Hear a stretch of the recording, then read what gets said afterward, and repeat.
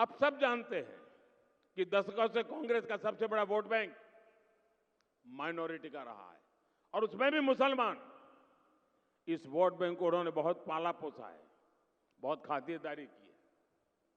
बीते दशकों में क्षेत्रीय दलों ने कांग्रेस के इस वोट बैंक में भी सेंधमारी कर दी। जो प्रादेशिक पक्ष है ना, उन्होंने उसमें से क्योंकि कांग्रेस 10 बोलती थी, वो 20 बोलते थे, कांग्रेस 25 बोलती थी, 50। उनको पता चल गया है कि कांग्रेस को मारने का यही तरीका है। तो जो प्रादेशिक पक्ष पैदा हुए उसमें से बहुत सारे उन्होंने कांग्रेस को जो मोनोपोली थी माइनॉरिटी की, उस पर भी डाका डाल दिया। इसलिए अब कांग्रेस नई नीति रणनीति बना रही है। जब कांग्रेस सत्ता या विपक्ष में, वहां माइनॉरिटी के वोट बैंक को साथ रखने के लिए तुष्टीकरण में और तेजी से आगे बढ़ रही है।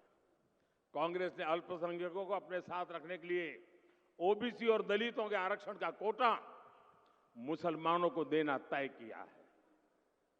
इसके लिए कांग्रेस पार्टी संविधान बदलना चाहती है। कांग्रेस चाहती है कि एससी, एसटी, ओबीसी के उनके हक का जो आरक्षण है वो अपने खास वोट बैंक को दे सके। कांग्रेस की साजिश के बारे में पहले ना कांग्रेस के दरबारी कुछ कहते थे और ना ही उनके लोग। 24 के चुनाव में मोदी ने कांग्रेस की ये सारी साजिश देश के सामने रख दी है। इसलिए कांग्रेस और उसके दरबारी मोदी से इतना गुस्से में है।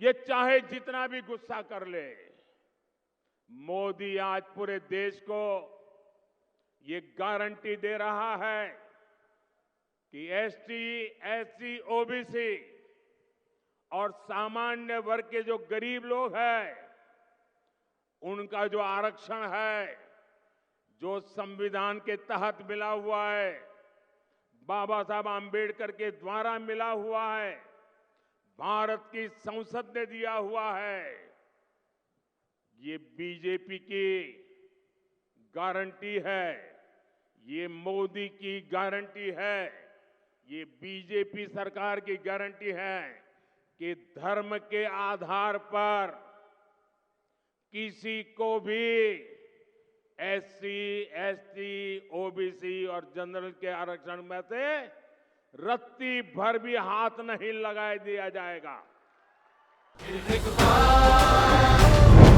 कमल का बटन दबाएं, भाजपा को जिताएं।